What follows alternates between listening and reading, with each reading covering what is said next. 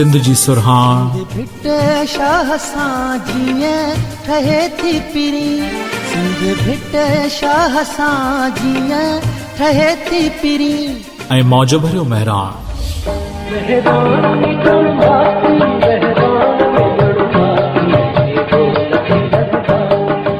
अव्हां ॿुधी रहिया आहियो हॉट FM रेडियो नेटवर्क।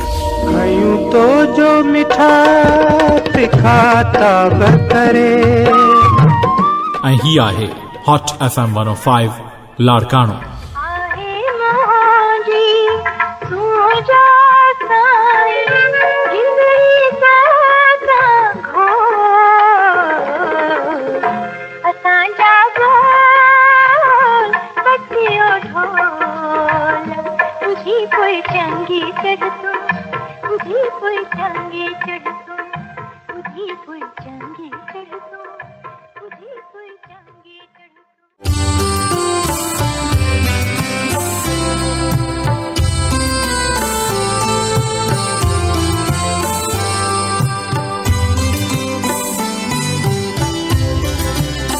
सही जोबन ॾींहं जॾहिं सजण सफ़र हलिया, रुआ रहन सुपरी आयल करियां कीअं, मूंखे चाढ़े चई वयो वणजारो ओहरी।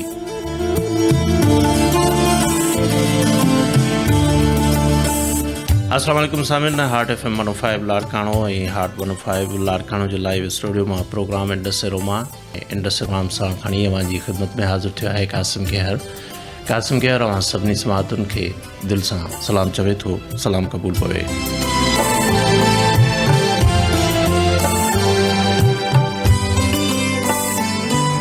ॿिणी जे सुर सामूंडीअ मां हिकिड़ो बैत ऐं उन बैत सां इब्तिदा। गुज़िरियल 2 ॾींहं अॻु राति वारे प्रोग्राम में अवां सां इहा ॻाल्हि करे चुको हुयुसि त ईंदड़ आचर ते जेको प्रोग्राम थींदो असांजो इंडस्ट्री मां असांजो अहिड़ो प्रोग्राम हूंदो आहे सभिनि वाज़े कंदो हलां सभ खां पहिरीं, जंहिंमें कंहिं महिमान सां मुलाक़ात कंदा आहियूं। ऐं अॼोको मुंहिंजो हिकिड़ो न बल्कि 2 महिमान मूंसां गॾु आहिनि ऐं अॼोको ख़ुसूसी प्रोग्राम आहे। ऐं उहो ख़ुसूसी प्रोग्राम जो उहो महबूब शाइर जेको असां सां ताज़ो जुदाई करे वियो, ऐं उहा जुदाई जिस्मानी जुदाई, उन जा किताब, उन जूं ॻाल्हियूं, उन जूं यादूं असां सां गॾु आहिनि। सईद मेमण जे नाले कयो अथसि ऐं सईद मेमण जे हवाले सां ॻाल्हि ॿोल करण जे लाइ असांजे अॼोके स्टूडियो में मूंसां गॾु आहिनि सिंध जो तमामु ख़ूबसूरत नक़ाद, कहाणीकार, ड्रामा निगार ऐं दानिश्वर कदीर शेख साहब, ऐं उन खां सिंध जो तमामु ई ख़ूबसूरत ऐं वर्सटाइल स्टाइल रखंदड़ ग़ज़ल जी सिन्फ़ में ख़ासि तौर ते सुहिणो शाइर जावेद शबीर मूंसां गॾु आहे मुंहिंजे हिन स्टूडियो में। अॼोके ॾिहाड़े ते सईद जे हवाले सां ॻाल्हि ॿोल असांजी थींदी ऐं उहा ॻाल्हि ॿोल जेका आहे पूरे प्रोग्राम ते मुहित हूंदी। उन ॻाल्हि ॿोल में अवां खे दिलचस्पी, उन ॻाल्हि ॿोल में जेकॾहिं अवां खे कुझु चवण जो मौक़ो मिले थो ऐं अवां जेकॾहिं कुझु चवणु चाहियो था, असांजे पेज ते तव्हां असांखे मैसेज करे सघो था। ऐं सईद जे मुतलिक़, सईद जी शाइरी जे मुतलिक़ अवां खे को सवाल करिणो हुजे त उहो सवाल बि अवां असां सां करे सघो था असांजे पेज ते। शर्त आहे त उहो मुतलिक़ा ॻाल्हि हुजे यानी वास्तेदार ॻाल्हि हुजे असांजे हिन समूरे प्रोग्राम सां। सभिनि इन खां अॻे जो महिमाननि ॾांहुं वधूं, महिमाननि खे आज चऊं था, पर हिकिड़ो तारुफ़ जेको सईद जे हवाले सां, उहे दोस्त जेके अदब खे वेझो आहिनि, जेके शाइरी खे वेझो आहिनि, जेके इन जे समूरे जहान सां वास्तो रखनि था, सईद जी ज़िंदगी ऐं उन जी शाइरी जे मुतलिक़ त घणो कुझु ॼाणनि था, पर उहे दोस्त जेके सईद जे हवाले सां तमामु कुझु नथा ॼाणनि, उन जे हवाले सां हिकिड़ो तारुफ़ आहे सईद जो। उहो तारुफ़ जेको उन जी समूरे ज़िंदगी जो जेको कमु आहे या जेको उन जी चुरपुर आहे, उन ते मुहित आहे, उन खे ज़ाहिर करे थो, उन खे अयां करे थो, उहो अव्हांजे साम्हूं आउं पेश कंदुसि ऐं उन खां बाद में पाण हलंदासीं उन जी डिस्कशन ॾांहुं।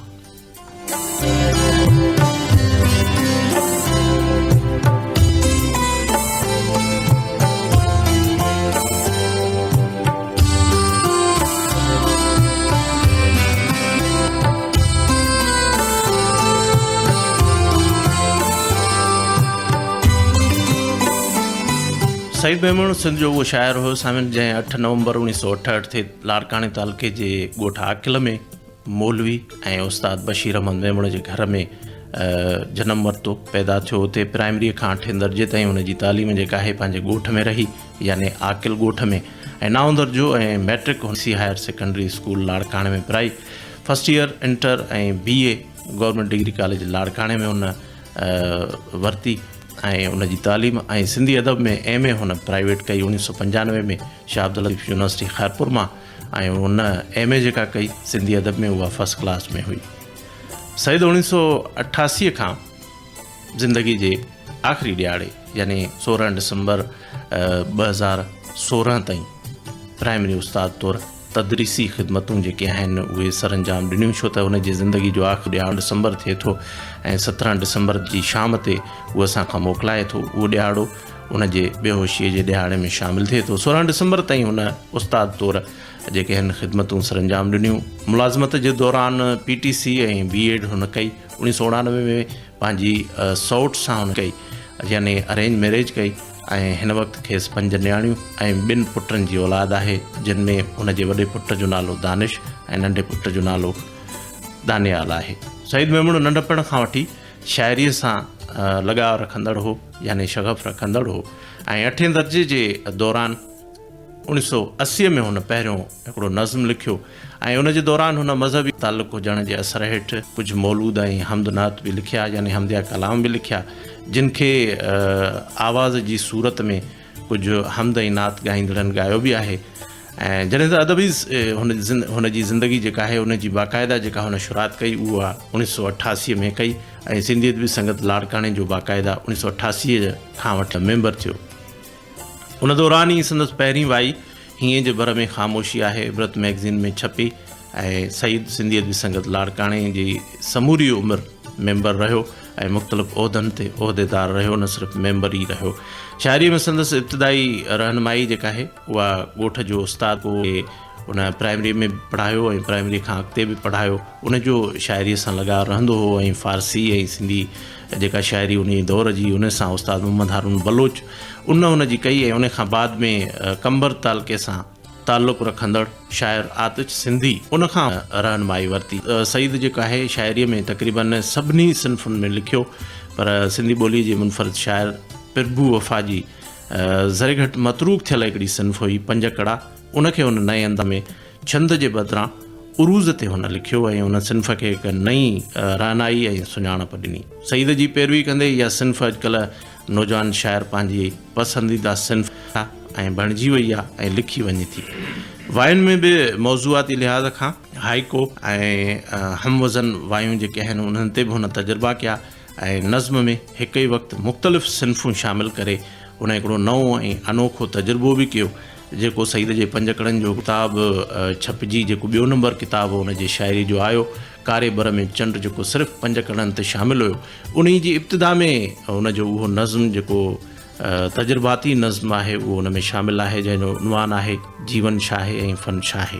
नसर में अदी शाइरनि ते हुन खोड़ सारा खाका लिखिया, जिन में हिकिड़ो हुनजो दिलचस्प खाको जेको तव्हांखे ॿुधाईंदो हलां, छो त उन में जी जेका सेंस ऑफ ह्यूमर आहे या जेका मज़ाह जी जेका हिस्सा आहे तन मज़ाह थींदी आहे उहा ज़ाहिर थिए थी।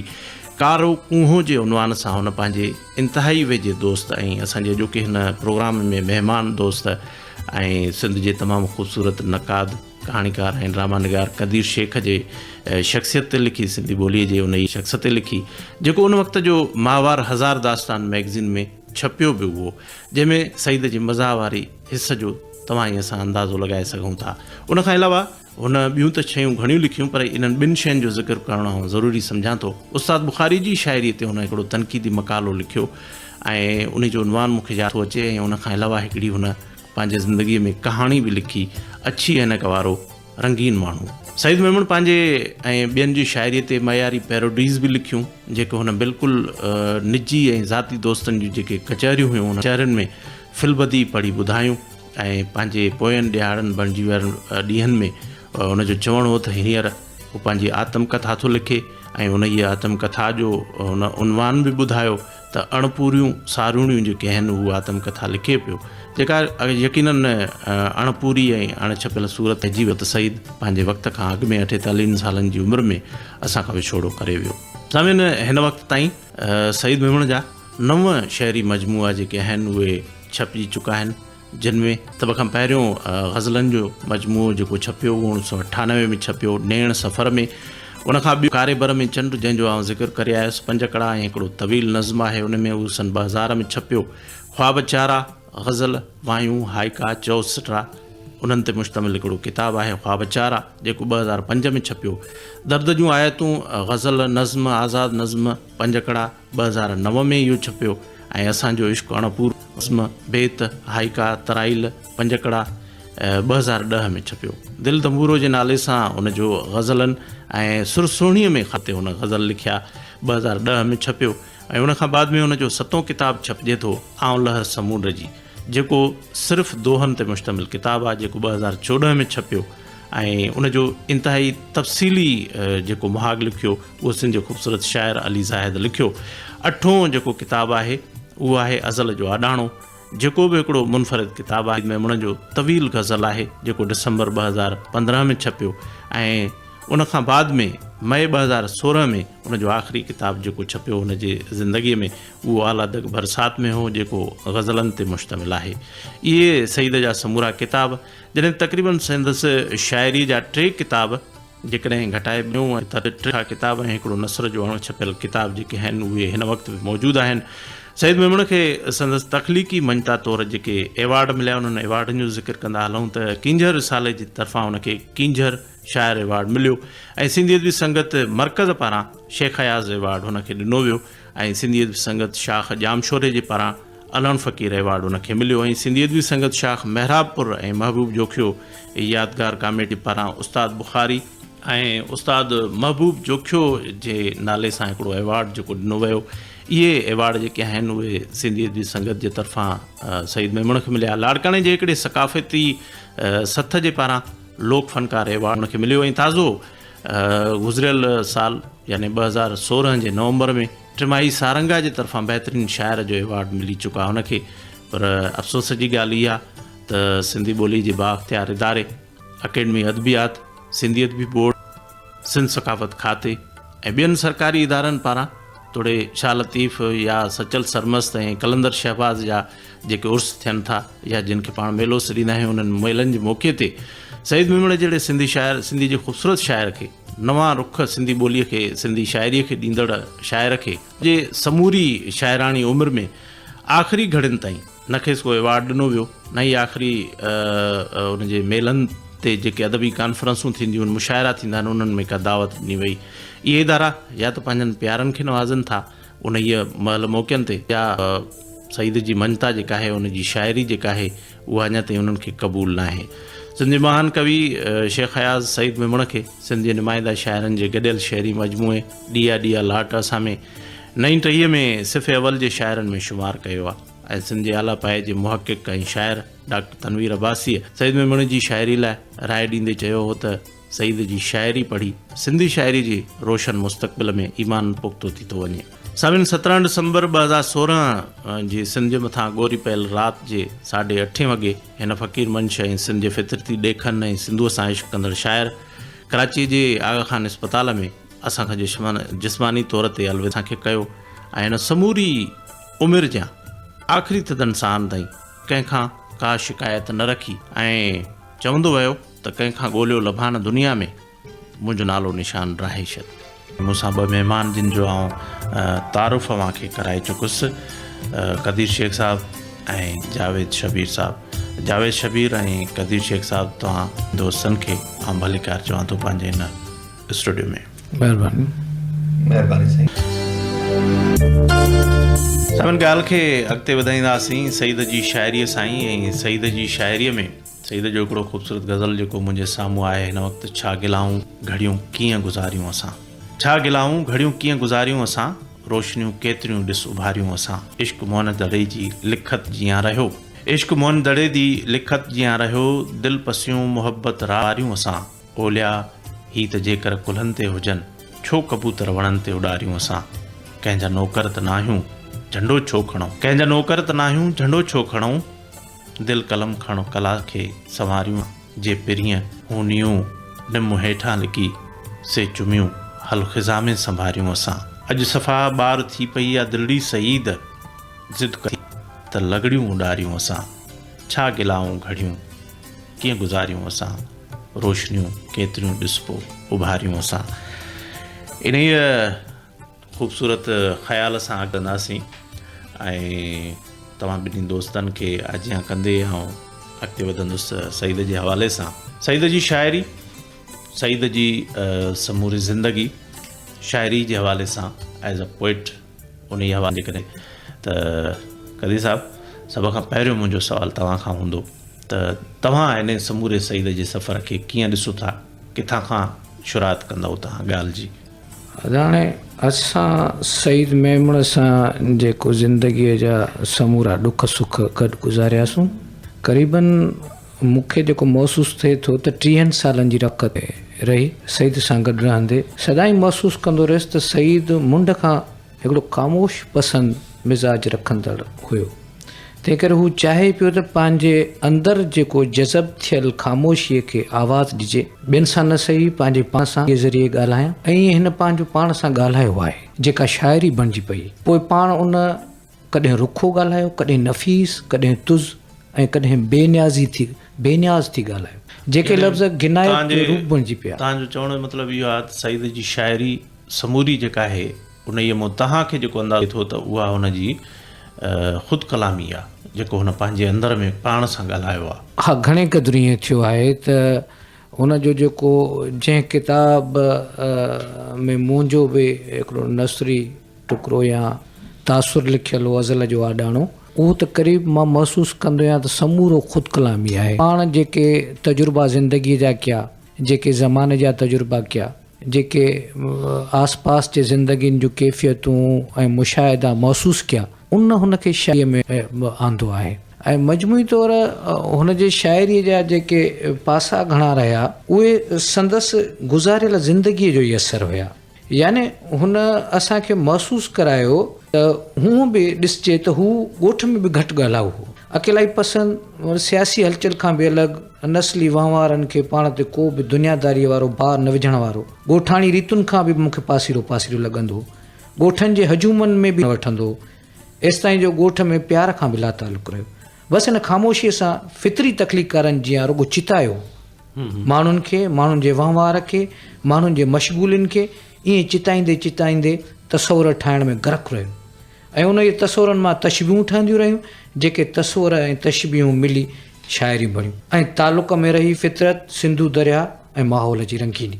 ऐं ईअं महसूसु करे सघिजे थो त हुन जी ख़ारिजी ऐं दाख़िली सबबनि सईद जी शाइरीअ में आके अक्स उतां जी ज़िंदगीअ जे तहरुक खे पाण में समाए वरितो। तॾहिं पोइ मूंखे जेको यादि पवे थो, ही लाड़काणे शहर जो रुख कयो रोज़गार जे हवाले सां बि। हाणे लाड़काणे ऐं आकिल जे पस मंज़र हिन खे ज़िंदगी जी मानाउनि न मुतारिफ़ करायो, ऐं पोइ लाड़काणे में हिन जी ॾेठ वेठ, घुमणु फिरणु, ॿाहिरिनि शहर ॾांहुं सफ़र बि थियो। लाड़काणे जी नेशनल सेंटर, शाहनवाज़ लाइब्रेरी या लाड़काणे अदीबनि वटि पढ़ियो, लिखियो ऐं सम्झो। ईअं संदसि अदबी तफ़कुर वधियो। शाइरी में फ़िक्री तौर मूंखे महसूसु थींदो त हू हक़ीक़त पसंदीअ दायरे में रहियो। इन ई दौरान संदसि वरी पहिरियों शेरी मजमू नेण सफ़र में छाया थियुसि। बाद में मूंखे जेको हुन जी ज़िंदगीअ सां रहियो वास्तो, उन में महसूसु थियो त हू जिदत पसंदि अदबी असर हेठि बि शाइरी में अलामत निगराइण ख़ातिर फ़न में आफ़ाक़ियत खे बि ॾाढो रखियईं, तख़लीक़ी इशारा, किनाया, तरकीबूं इस्तेमालु कंदो रहियो ऐं शाइरीअ जी मौज़ूई सचाईअ खे उन नओं आहंग बि इन दौरान बख़्शियो या तरन्नुम बि अता कयो। अच्छा, हा।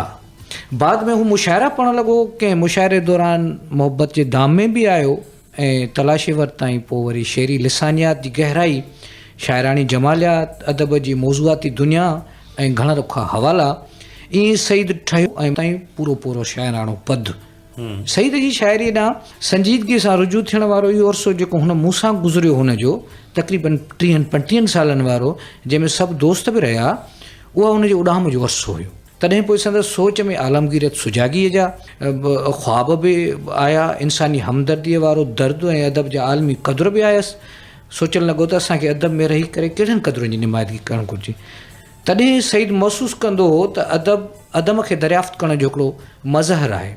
गुमनाम लकाउनि खे हवासनि खे जाॻाइणु यानी जज़्बनि खे ज़बान ॾियणु गिनायत में मन झुमाइण जो ज़रियो हुन लाइ बणियो। तॾहिं सईद अदब खे ज़िंदगीअ जी अमानत सम्झी अदब जे तरक़ी पसंदि लाड़नि खे पंहिंजे तख़लीक़ात जो मुहवर बणाए मूंखे जेको महसूसु थियो त उहो फ़िक्री शनाख़्त। सईद पंहिंजे शाइरीअ लाइ फ़िक्री मौक़िफ़ में समाजी जबर जो मुखालिफ़ आहे ऐं इंसानी जुरत ऐं हौसले जो क़ाइल बि आहे।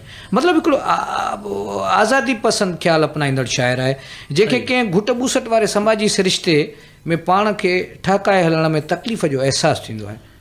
सईद जी तौर ते बि आज़ादी पसंदि पंहिंजी जाइ ते ऐं पर हुन पंहिंजो रस्तो जेको घड़ियो उन जे अंदरि आज़ादी जे अंदरि का छुड़वागी बि न हुई, एतिरी तरतीब हुई जो हुन जेको शाइरी जो हिकिड़ो असलूब ॾिनो उन ई असलूब ते हिकिड़ो नओं नसुल जेको आहे उन ते हली पियो, यानी हिकिड़ी परफेक्ट शइ ई जेका हुन हू मजमूई तौर ते हिकिड़ो ओरिजिनल शाइर हो जंहिं माना सिंधी शाइरीअ में माना कंहिंजो बि दगु न अपनायो। जेकी बि शाइर रहिया हुन खां अॻु हुन खां पोइ या जंहिंजो हो या जेके शाइर समाज पूरे सिंधी समाज ते हावी आहे उन्हनि में कंहिंजो बि हुन असरु न कयो। हू हिकिड़ो ओरिजिनल शाइर हो जंहिं पंहिंजो दग अख़्तियार कयो शाइरीअ में ऐं हू लाउड बि न हो, जज़्बाती बि न हो, हुनजो ॾाढो रज वारो लहजो ऐं हू किथे बि जेकॾहिं कंहिं बि अहिड़े लकाव या मुआशिरे में थींदड़ तब्दीलीअ ॾांहुं हुनजी शाइरीअ को दग अख़्तियार कयो उन में बि हू लाउड माना जज़्बाती न बणियो।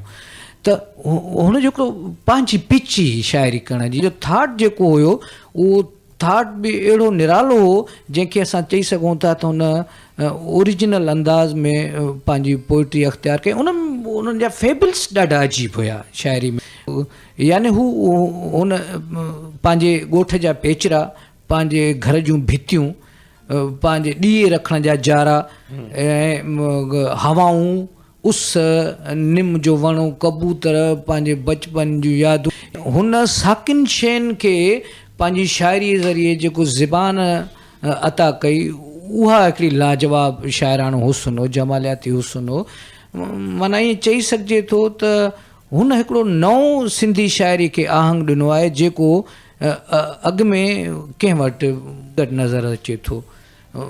माना हुनजी शाइरी जेकी हुई उन में दर्द बि हुयो, प्यार बि हुयो, रानायत बि हुई, पाण अर्पण बि हुयो ऐं सिन सां या पंहिंजी धरतीअ सां पंहिंजे खिते सां मुक्त बि हुई। उन सां गॾु ख़ासि तौरु हुनजी जेकी त हुन शाइरीअ में कॾहिं बि माना पंहिंजे आस पास जी ज़िंदगीअ खां अलावा ॿियनि वॾनि मतिलबु त अहिड़नि मामलनि खे घटि आहे जेके घणा गिंजरियल हुजनि, पेचीदा हुजनि। हुन सादगीअ सां पंहिंजे आस पास जे मामलनि खे शिदत सां जेको प्रिज़र्व कयो आहे, जज़ब कयो आहे, उन ते ई हुन पंहिंजे शाइरी जो सॼो फ़िक्र बि रखियो आहे, फ़न बि रखियो आहे। तमामु ख़ूबसूरत पाण ईंदासीं ऐं इन इहो ई सुवाल ऐं इहा ई ॻाल्हि जेकॾहिं आउं तव्हां सां करणु चाहियां थो त सईद जी ज़िंदगी त तव्हां असां सभई सईद सां वेझा दोस्त रहियासीं, असांजे साम्हूं आहे। उन जी ज़िंदगी ऐं उन जी शाइरीअ खे, समूरी शाइरीअ खे ॾिसी तव्हां ॻाल्हि जी शुरूआति किथां कंदव? कीअं सम्झो था इन समूरे सफ़र खे, शाइरी जे सफ़र खे, ज़िंदगी जे सफ़र खे, उन जे असलूब खे, उन जे सभिनी ॻाल्हियुनि खे? तमामु वॾी महिरबानी तव्हांजी, तव्हां यादि कयो अहिड़े ख़ूबसूरत असांजे प्यारे दोस्त ऐं सिदब जे हिकिड़े सरमाए सईद मेमुण जे हवाले सां कुझु ॻाल्हाइण जे लाइ मौक़ो ॾिनो। हाणे तव्हांजे सवाल जे थोरो पस मंज़र में जेकॾहिं हिन वक़्तु आणियूं था मेमुण खे पाण खे विच में त तूं अची ॿुधाए, असां जेको पुछूं था उहो तूं छा थो चवें? हू चवे थो त ॼमण बाद जीअं ई खुलनि थियूं अखियूं, ॼमण बाद जीअं ई खुलनि थियूं अखियूं, सॼी उमिरि बसि पोइ रुलनि थियूं अखियूं। वरी अॻिते चवे थो त सदियुनि ताईं पहुचे थी हुन जी नज़र, कलाकार खे जे मिलनि थियूं अखियूं। त हुन साॻे वक़्त में जेका समाज माण्हू जी ज़िंदगी जीअं गुज़रे थी उहा कहिड़े मामलनि मसइलनि में गुज़रे थी ऐं फ़नकार ऐं कलाकार जो मक़ाम छा आहे उहो असांखे ॿुधाए थो त हिते जेका ज़िंदगी आहे उहा सॼी उमिरि तलाश आहे ॻोल्हा आहे, भॼ डुक आहे, वठ पकड़ आहे, सुकून जेको आहे सो जंहिं लेवल ते माण्हू उहो असांजे समाज में उनखे मुयसरु न आहे ऐं सॼी उमिरि जे लाइ मुख़्तलिफ़ क़िस्मनि जूं भॼ डुक उनजी कढा आहिनि, पर फ़नकार या कलाकार उहो सदियुनि ताईं नज़र थो रखे, सदियुनि ताईं पहुचे थी हुनजी नज़र कलाकार खे जे मिलनि थियूं अखियूं।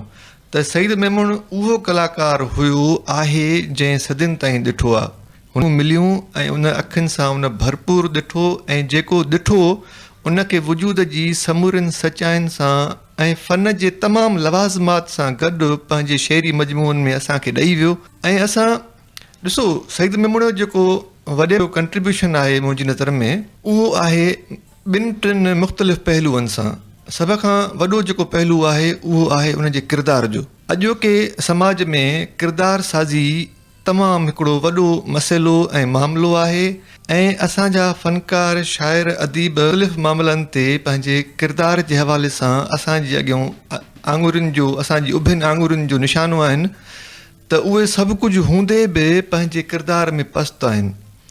सईद मेमून असांजे लाइ रहंदड़ अलाए केतिरनि वक़्तनि 10 सालनि ताईं मिसाल रहंदो त हुन पंहिंजे किरदार खे समूरनि क़िस्मनि जी जेके बि हुनखे समाज में दाग़ लॻी पई सघिया उन्हनि खां पंहिंजे किरदार खे बचायो ऐं साॻिए वक़्त ते पंहिंजे वजूद जी समूरनि सचाइनि सां असांखे फ़न ऐं जेको आहे सो फ़िक्रु अर्पे वियो। हिकु त हुन पंहिंजे किरदार खे सॼी उमिरि उजारे रखियो ऐं हिकिड़ो साफ़ शफ़ाफ़ शख़्स रहियो ऐं ॿिए नंबर ते सचाई ते कॾहिं कमिटमेंट न कई। हुन पंहिंजे फ़न ऐं फ़िक्र जे ज़रिए हुन जेको महसूसु कयो बग़ैर कंहिं रख रखाव जे, बग़ैर कंहिं धोखे जे, बग़ैर कंहिं टुके पंजे जे असांखे पंहिंजे फ़न ऐं फ़िक्र जे हवाले सां ॾेई वियो। हुन जेकॾहिं तन्हाई महसूसु कई त भरपूर इज़हार कयो, हुन जेकॾहिं अकेलाई महसूसु कई उन में कंहिंखां डिॼण खां सवाइ त तनक़ीद थींदी, माण्हू छा चवंदा, छा मसइला, बग़ैर कंहिं रास जे जेको हुन जीअं महसूसु कयो उहो टोटल सभ खां वॾी ॻाल्हि त फ़न ते हुन सम्झोतो न कयो, फ़नी लवाज़मात सां भरपूर नमूने असांखे पंहिंजी कैफ़ियतुनि जो हुन इज़हार कयो। सो उहे हुन जी वजूद जूं हुन जे फ़न ऐं फ़िक्र जूं बुनियादी ख़ासियतूं आहिनि जिन खे असांखे वरी वरी नज़र मां गुज़ारणो पवंदो। ऐं हिकु अहम ॻाल्हि, हू पंहिंजी ज़िंदगी जो सफ़र थोरे इन महदूद अरसे में 48 सालनि जी उमिरि आहे, उन में जेको आहे सो हुन सॼी पंहिंजी हयाती जो जेको बि सफ़र हुयो उहो तय करे वियो। हाणे हू असांखे नवां शेरी मजमूआ नथो ॾेई सघे।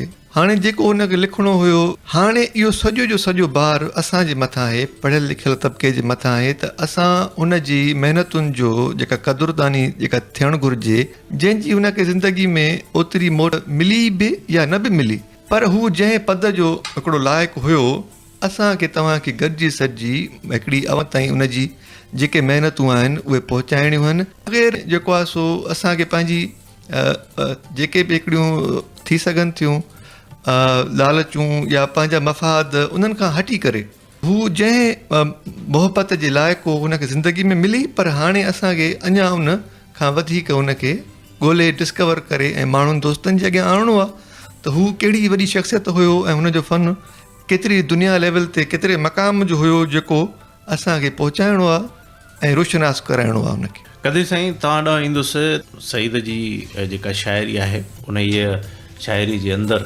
उनजो नओं जेको असलूब आहे उन नए असलूब खे तव्हां कीअं डिस्क्राइब कंदव, कहिड़नि लफ़्ज़नि में डिस्क्राइब कंदव त हुनजो जेको असलूब आहे उहो नओं आहे ऐं उन ई शइ खे हुन असांजे साम्हूं रखियो आहे ऐं ज़ाहिर आहे हुनजो नओं असलूब आहे, नवां तजुर्बा बि हुनखे आहिनि। जीअं पंज कड़े में ॻाल्हि कईसीं त पंज कड़े जो हिकिड़ो नओं तजुर्बो हुन कयो वज़न जे हिसाब सां, जावेद साईं। बिल्कुलु बिल्कुलु। त हुन उन खे छंद जे बजाए उरूज़ में आंदो ऐं उनखां बाद में नज़्म में हुन नओं तजुर्बो कयो। नज़्म जे अंदरि टोटली सिन्फ़ूं जेके आहिनि उन्हनि सिन्फ़ुनि खे तक़रीबन सिंधी शाइरी जूं जेके अॼुकल्ह लिखियूं थियूं वञनि गज़ल खां वठी वाईअ ताईं ऐं ख़ुदि नज़्म बि उन में शामिल हो, उहे नज़्म हिकिड़े में तवील नज़्म में शामिल करे हिकिड़ो नओं तजुर्बो कयो, गज़ल खे हिकिड़ो नओं रंग ॾिनो चयो थो वञे। इहे समूरियूं ॻाल्हियूं चयूं त वञनि थियूं, पर उन्हनि शयुनि खे कीअं डिस्क्राइब कंदव तव्हां त उहे वाक़ई हीअं आहिनि? हाणे घणे क़दुरु सईद जो जेको रोज़मर्रा जा मामला से बि असां सां गॾु गॾु रहिया, तंहिंसां गॾु मूंखे यादि थो अचे त असां जुमन सोहू सां गॾु मोहन जे दड़े वियासीं, उते हू आयो हो दड़ो खां, मूंखे यादि थो अचे त इन दौरान सईद मां ही शायदि मूंखे यादि थो अचे त सिंध ॾाढो ख़ूबसूरत शहर कठे हुयो, हाणे घटि हा कठे हुयो। ही असां जॾहिं मोहन जे दड़ो ते वियासीं उनखे ॿिए अंदाज़ सां घुरूं, मूंखे यकीनी तौर ते यादि थो पए त इहो जीवन छा आहे, फ़न छा आहे, जेको तवील नज़म जो तजुर्बो थियो उहो उते ई थियो मोहन जे दड़े में। ऐं उन जूं कुझु बाक़ाइदा जेके मुंडाइतियूं सिटूं हुयूं उते हुन लिखियूं। ऐं बाद में जॾहिं असां स्टूपा खां हेठि लही ऐं कुंड पासे सां बि कुझु यादि पे कयोसीं या कुझु ॻाल्हियुनि ते कचहरी कईसीं पए त हिन चयो त यार मां हिकिड़ो तवील नज़म थो लिखां जंहिंमें कुझु तजुर्बा बि आहिनि, कुझु अहिड़ा मामला बि जुड़ंदा जेके मुंहिंजी ज़िंदगीअ सां बि तालुक़ु रखंदा ऐं उन सां गॾोगॾु जेके आहिनि मुख़्तलिफ़ असांजी संगत दोस्तनि जा पहलू आहिनि उहे बि उन में इन्वॉल्व कबा। यानी हू सही चवणु पहुचाए तंहिं वक़्तु जॾहिं इहो तवील नज़म पे लिखियाई त मां हिन में पंहिंजी ज़िंदगीअ सां गॾु दोस्तनि जी ज़िंदगी ऐं ज़माने जो जेको बि कार वहिंवार आहे उनखे महफ़ूज़ करणु थो घुरां। ऐं कुझु हुन जूं बुनियादी सिटूं असांखे हुन ॿुधायूं हुयूं ऐं उनखां बाद में वरी जॾहिं उहो नज़म मुकमल कयो तॾहिं बि असांखे ॿुधायो हुई। पर हाणे असां मुसलसिल जेको ज़िंदगीअ जो सफ़र गॾु गुज़ारियोसीं, उन सफ़र में इलाही किरदार आया ऐं हिन कोशिशि कई, सईद मुसलसिल पंहिंजे शाइरी में इहा कोशिशि कई पए त जीअं ड्रामा लिखंदड़ दोस्त स्क्रिप्ट राइटर्स या कहाणियूं लिखंदड़ स्टोरी राइटर्स करेक्टर्स पैदा कंदा आहिनि, ईअं मां शाइरीअ में कुझु करेक्टर्स पैदा जंहिंजो तालुक़ु नओं बनो हुजे। यानी हुन पोइ मां अॻे बि ॻाल्हि करे वियुसि त हुन यानी फेबिल आर्ट खे यानी हिकिड़ो पथर आहे, दरियाव आहे, भित आहे, ॾीओ आहे, क़िस्म जे किरदारनि खे या इन क़िस्म जे शयुनि खे हुन किरदारनि जूं ख़ासियतूं ॾेई उन्हनि सां हम कलाम थी पंहिंजे शाइरीअ खे उन्हनि मां पैदा कयो। यानी इहो अंसर काफ़ी जो बि हिकिड़ो रहियो आहे सिलसिलो। पर उन में असांखे तारीख़ी मामला बि सम्झ में अचनि था, पर हिन जो जेको अबलाग रहियो इन्हनि सादनि शयुनि सां रहियो ऐं उन्हनि सादनि शयुनि में हिकिड़ो तफ़कुर बि पैदा कयईं ऐं उन मां असांखे महसूसु करायईं त फ़न में जेको आहे सो असां कहिड़ियूं कहिड़ियूं शयूं किरदारी सूरत में खणी उनखे ख़ासियतूं, इंसानी ख़ासियतूं, यानी पथर खे इंसानी ख़ासियत ॾियणु, उन सां हम कलाम थियणु, शावरे खे इंसानी ख़ासियत ॾियणु, उन सां हम कलाम थियणु, निम ते जेको पखी कनि था उनखे हिकिड़ी इंसानी ख़ासियत ॾेई उन सां हम कलाम थियणु। यानी हुन डिस्कवरीज़ कयूं आहिनि, यकी लगातार पंहिंजी शाइरीअ में अहिड़ियूं डिस्कवरीज़ कयूं आहिनि जेके माना लामुहाला नतीजे में किरदारी सूरत अख़्तियार थियूं कनि। इन क़िस्म जो असांजी ज़िंदगीअ में जेके बि अहिड़ा तजुर्बा थियनि था जिन तजुर्बा खे असां बयानु न करे सघिया आहियूं, आम माण्हू बयानु नथो करे सघे, उन किरदार जी शाइर उन्हनि खे बयानु न कयो आहे, कंहिं बि राइटर उनखे बयानु न कयो आहे। उन्हनि शयुनि खे घणे क़दुरु नसर निगारनि बयानु कयो आहे, शाइर आहे जेकॾहिं असां शाइरीअ में ॾिसूं था उन्हनि सभिनीनि शयुनि खे हुन पंहिंजी शाइरीअ में बि आंदो, उन इंसानी ख़ासियतूं ॾेई उन्हनि सां हम कलाम थी, उन मां हिकिड़ो फन पैदा कयो। जावेद साईं हिकिड़ी किवलीअ जी चुरपुर आहे जेकॾहिं त उन्हीअ ते बि लिखे थो, जी जी बिल्कुलु उन ते बि ॿुधाए थो त किवली कीअं घुमे थी ऐं हू पाण जेको जहान ॾिसे थो पियो पंहिंजो सिंधूअ ते बि 2010 जी जॾहिं ॿोॾि थी अचे त उन ॿोॾि ते बि लिखे थो त मौला आब घुरियो हो पर हीअ ॿोॾि न घुरी, इन क़िस्म जो हुनजो आख़िरी जेको किताबु आहे आला दगबात में उन में हिकिड़ो गज़ल बि आहे। त इन क़िस्म जूं शयूं जेके आहिनि या हू दरिया सां जेको आहे हम कलाम आहे, हवा सां हम कलाम आहे, इन्हनि सभिनी सां उहो कलाम करे थो। उनखां अलावा फितरत जूं जेके रंगीनियूं आहिनि ऐं फितरत जे रंगीननि जे अंदरि रहंदे बि हुन जे अंदरि जेको दा उनखे सिर्फ़ु उन दर्द जी सूरत में रुॻो बयानु न कयो आहे, ख़ुश्क दर्द जी सूरत। हाणे ॾिसो न त हिकिड़ो उनजो शेर आहे झूनी ज़मीन ॼणु ॾाढी, आहे झूनी ज़मीन ॼणु ॾाढी उभनीरो ॿुढो अबो आहे। हाणे इनखे ॾिसो त हुन ज़मीन खे कीअं कहिड़ी हवाले सां बयानु करे उन मूं हिकिड़ो हुस्न बि ख़लकियो अथई ऐं माण्हू सां हम कलाम बि थियो आहे ऐं तंहिंसां गॾु ज़मीन खे ॾाढीअ सां ममासलत ॾिनी अथई, उभ खे अबे सां ममासलत ॾेई ऐं हुन महसूसु करायो आहे त हू किरदार कीअं ठाहे जेके किरदार अॻु में शाइरी में इन्हनि सां न ठहिया। बिल्कुलु। हाणे जीअं तव्हां ॻाल्हि कई क़ासिम साईं त किवली जे हवाले सां हा त सईद साईं जो शेर आहे त ज़िंदगी आहे ॼण सफ़र किवलीअ जो। वाह। ज़िंदगी आहे ॼण सफ़र किवलीअ जो, कहिड़ी मंज़िल कहिड़ो घर लीअ जो, खेसि मज़हब जी ख़बर ई कान आहे मस्जिद ऐं मंदिर किवलीअ जो। वाह। तव्हां ॾिसो ही जेके हाणे सिर्फ़ु लफ़्ज़नि जी ॻाल्हि न आहे, सिर्फ़ु हिकिड़ी महारत जी ॻाल्हि न आहे, सिर्फ़ु हिकिड़ी फ़नी का उनखे चालबाज़ियुनि जी ॻाल्हि न आहे। ही किवली असांजे रोज़मर्रा जी हितां जे माण्हू जे हितां जे समाज जे हर तरह जे ॾिसण वारो उथण फिरण वारो हिकिड़ो मंज़रु आहे। किवली जो हलणु आहे, घुमणु आहे, फिरणु आहे। उन्हनि मां उन तमसील मां असां सभिनी जी मजमूई हालतुनि ऐं ज़िंदगी जी अकासी करणु, इहो उहे ख़ूबसूरत लफ़्ज़ फ़न ऐं फ़िक्र जे उन सॼे मांडाण सां शामिलु करणु, इहो हिकिड़ो वॾे शाइर जी हिकु निशानी आहे। ऐं उतां असांजा जेके मसइला मामला आहिनि उहे फितरत जे वेझो थी करे उन्हनि जो हलु ॻोल्हणु, खेसि मज़हब जी ख़बर ई कान आहे मस्जिद ऐं मंदिर किवलीअ जो। त मतिलबु इन क़िस्म जे मसइलनि जो हल असांखे नेचर जे ई तमसीलनि मां ॻोल्हे कढी अचणु, इहो हिकिड़ो वॾे फ़नकार जी निशानी आहे। मूंखे कुझु हिकिड़ियूं यादि पिया आहियूं जिन ॾींहंनि में असां शाइरी जी शुरूआति पई कई। मां पंहिंजी ॻाल्हि अर्ज़ु पियो रखां, तक़रीबन 1996-97 जो अरसो ऐं दौरु आहे।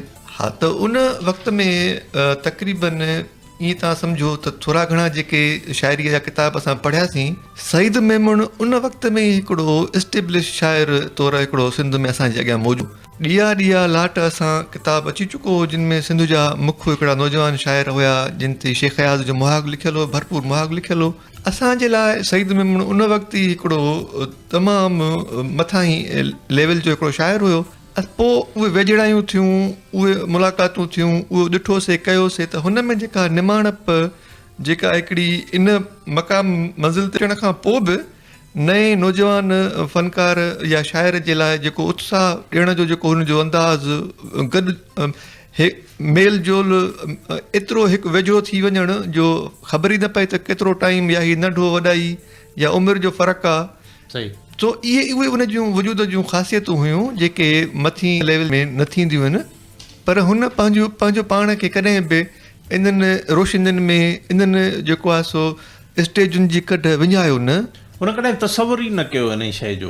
बिल्कुलु बिल्कुलु। इहे जेके स्टेटस थींदा आहिनि ऐं इहे जेके मथायूं थींदियूं आहिनि ऐं जेको कुझु असांजे सोसाइटी में सोचियो वञे थो, फन माण्हू, शोबिस सां लाॻापियल माण्हू ऐं ॿिया मुख़्तलिफ़ जेके अहिड़ा शोबा आहिनि जिते तमामु घणी पज़ीराई मिले थी, माण्हू खे अॻिते वञे थो। हा।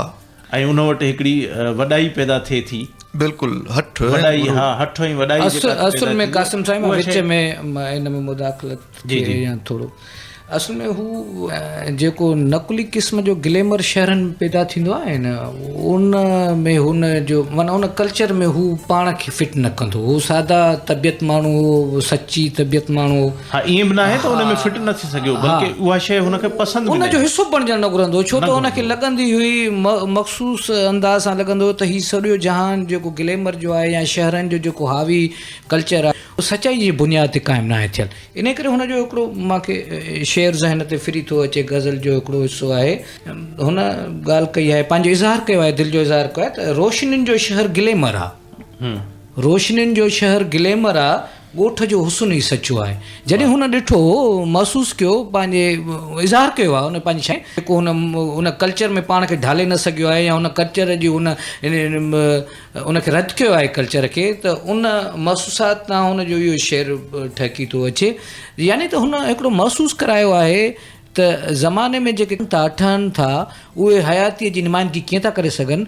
यानी हुन पंहिंजी शाइरीअ में इन शइ खे कयो आहे त लार्जर देन लाइफ, यानी ज़िंदगी खां वॾो जेको कमु आहे या ज़िंदगी खां वॾी जेकी मौजूदु ज़िंदगी आहे उन खां वधीक वॾो जेको न्यापो आहे उहो मुंहिंजे शाइरी में कीअं मां पाए सघिजे थो। हार्ट एफ एम 105 लाड़काणे जो आवाज़, हार्ट एफ एम 105 लाड़काणे जे लाइव स्टूडियो मां इंडस्ट्री मां प्रोग्राम में कासिम केरवां सां गॾु आहे। ऐं हिन वक़्तु असांजो प्रोग्राम जेको आहे इंडस्ट्री मां उहो ख़ुसूसी प्रोग्राम आहे। ख़ुसूसी प्रोग्राम सां जेको असां खां ताज़ो 17 डिसंबर ते जिस्मानी तौर ते विछड़ी वियो, उन हवाले सां ॻाल्हि ॿोल कयूं पिया। ऐं अदबी दुनिया जा ॿ हिकिड़ा ख़ूबसूरत नाला मूंसां गॾु आहिनि असांजे हिन प्रोग्राम में। सिंध जो ख़ूबसूरत शाइर जावेद शबीर मूंसां गॾु आहे ऐं ॿिए पासे मूंसां गॾु आहे सिंध जो ख़ूबसूरत कहाणीकार ड्रामा निगार ऐं नक़ाद कदीर शेख साहब। इन्हनि दोस्तनि सां ॻाल्हि ॿोल हले पई ऐं ॻाल्हि खे अॻिते वधाईंदासीं। वक़्तु जेको आहे उहो कीअं गुज़रे पियो, वक़्त जे गुज़रण जी का ख़बर कोन थी पवे ऐं ईअं ई वक़्तु बि गुज़रंदो वञे पियो, उन ई वक़्त सां गॾु ज़िंदगी बि गुज़रंदी वञे पई। केरु कंहिंसां केतिरो गॾु रहे का ख़बर न आहे। कंटिन्यू कयूं था उन्हनि समूरनि ॻाल्हियुनि खे।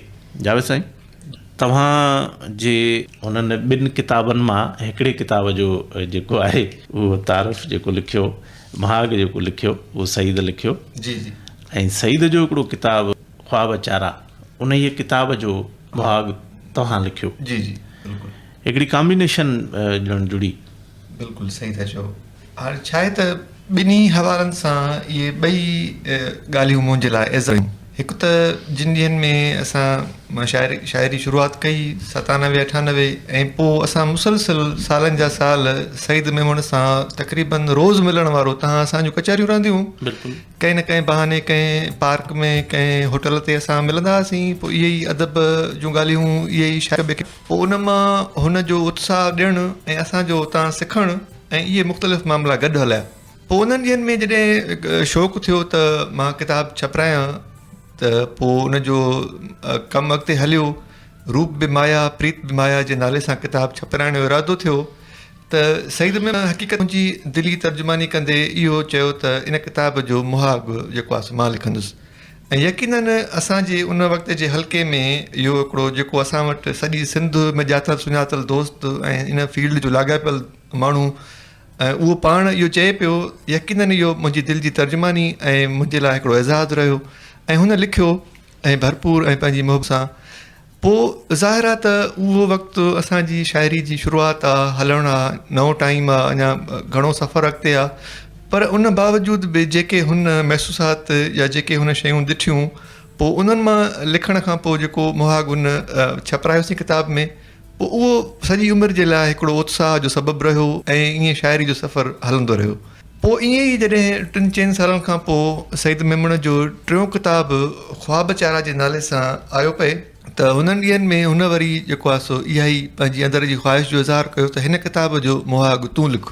ज़ाहिर आहे त असांजी उहा उमिरि 26-25 साल, छा असांजो तजुर्बो, छा लिखियलु पढ़ियल, पर पोइ बि एॾो वॾो हिकिड़ो एज़ाज़ त हिकिड़ो नामी ग्रामी सिंध जो सफ़े अवल जो शाइर उनजे किताब जो मुहाग लिखणु। पोइ मां पंहिंजे उन्हनि मुहाग में शुरूआती सुटुनि में ई इहो इज़हार कयो आहे त हीअ मुंहिंजे सत खां मुंहिंजी जेको आहे सो मथे हिकिड़ी ॻाल्हि आहे, पर इन्हनि मुहबतुनि ऐं इन्हनि वेझड़ाइनि जे करे मां इहो हिकिड़ो सम्झो।